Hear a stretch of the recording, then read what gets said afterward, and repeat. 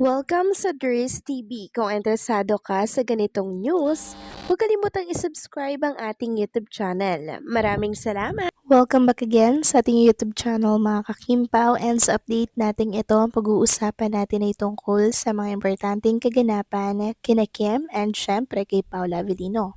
Pero bago po ang lahat, maraming salamat sa inyong patuloy na pag-support at pagsubaybay sa mga daily update natin. Kaya naman bilang pasalamat, narito po ang ilang napili kong komento patungkol ito sa naging previous update. Unang komento mula po ito kay Ginang Norma Dayag. Sabi niya, "Good day, Andres TV. Yes, talagang ganyan ang totoong mag-asawa dahil sa totoong pagmamahal nilang dalawa. There's yan lang di malawak ang pangunawa ng mga ibang fans na makasarili kaya sana naman wag nang husgahan si Paulo at mas mabuti ay ituloy ang pagdarasal sa dalawa para at the end ay sila at di na sila maghiwalay. There's TY for your unwavering support to our idol. God bless them both."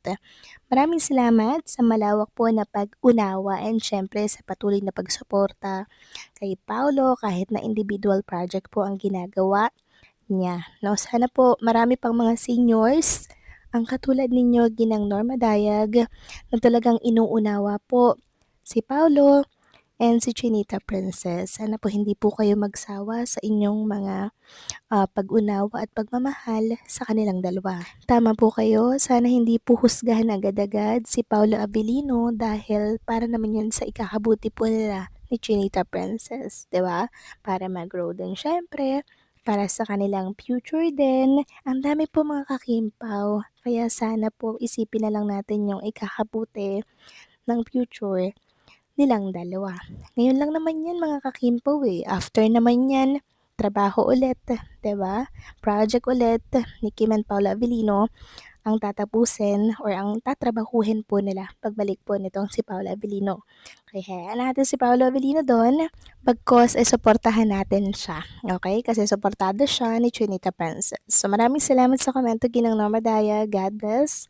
Mabuhay kayo. Next comment mula naman po kay Ginang Remy Ramos. Sabi niya, "Hello Durs. Hello Miss Durs. Madali lang ang one month compared to 20 years na pinaghintay ni Paulo kay Kim. Nasa school pa siya, pinapanood na niya sa TV si Kim. When he signed up at ABS, hiningi niya makatambal si Kim which nangyari after 15 years. November 27, may na-post na message si Paulo kay Kim na, "Nandito lang ako para sa'yo, Kim." Si their love story noong nagmamodel sila sa bench, laging nililingon ni Paulo si Kim kasi di pa sila na-introduce sa isa't isa. So, hindi sasayangin ni Paulo ang mga panahon na yon. Yung shooting niya sa France is a result of 2020 commitment. At alam natin na napag-usapan nila ni Kim iyon at nadesisyonan nila ng magkasama. So, sana huwag nating i-ship si Kim na maitambal sa iba. Total, she's busy enough presently. She has enough work to do while waiting for Paulo kasi there is a blessing for those who wait. Di naman matagal ang 1 month wait. Yes, tama po kayo dyan, Ginang Reme Ramos. Hindi po matagal ang 1 month kumpara doon sa pinag-antay ni Paulo kay Chinita Princess na ilang taon yon, di ba?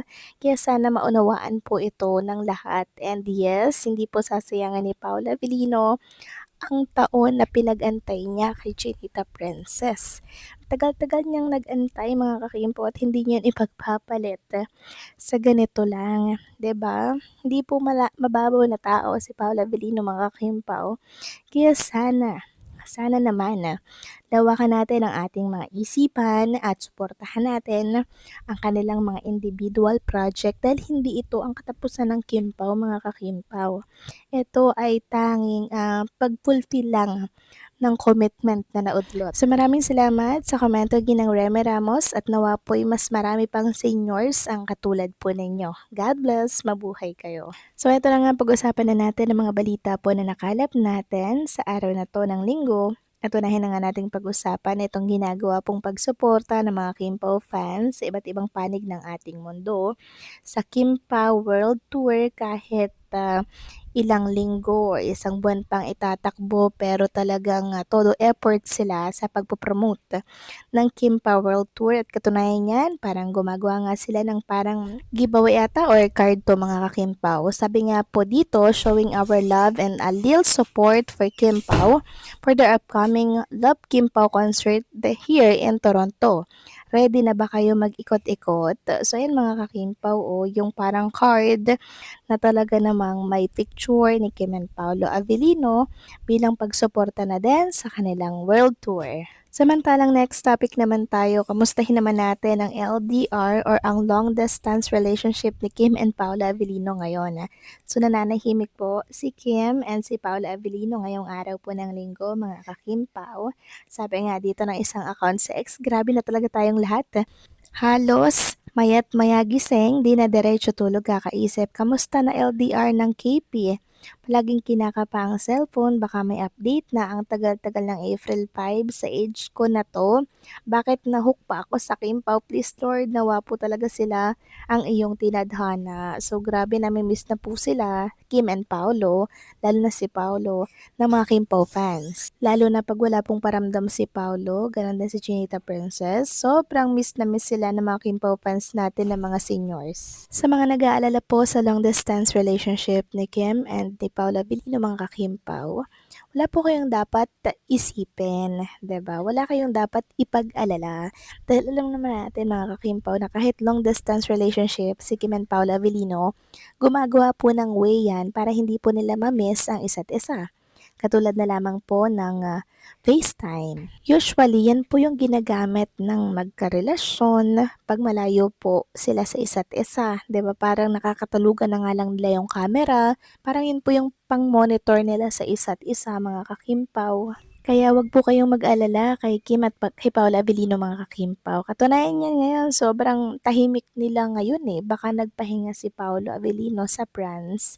Si Chinita Princess baka pahinga din po niya. So kung ganun nga ang nangyari, edi parehas po silang quality time ngayong araw po ng linggo mga kakimpaw, 'di ba? Maghapong magkausap, magkakwentuhan kung anong nangyari, 'di ba? Kinukwento ni Paulo ganun din si Chinita Princess. Kaya sa mga nag-aalala sa relationship nila, sa long distance relationship, wag na wag kayong mag-aalala kasi okay na okay lamang. Si Paulo naman ay very loyal yan kay Chinita Princess. Meron niyang isang salita. Si Kim naman, wala naman talaga kayong dapat ipag-alala dyan kasi very loyal naman talaga yan mga kakimpaw. Simula pa lang sa kanyang first boyfriend mga kakimpaw. And isa pa, habang tumatagal po yung long distance relationship ni Kim and Paolo Avellino, mas lalo po nilang namimiss ang isa't isa, mas lalo pong tumitiba yung kanilang relationship kasi diyan talaga nasusukat yung totoong pagmamahalan ng magkarelasyon mga kakimpaw. And tingin ko naman si Paulo and si Kim going strong sa kanilang LDR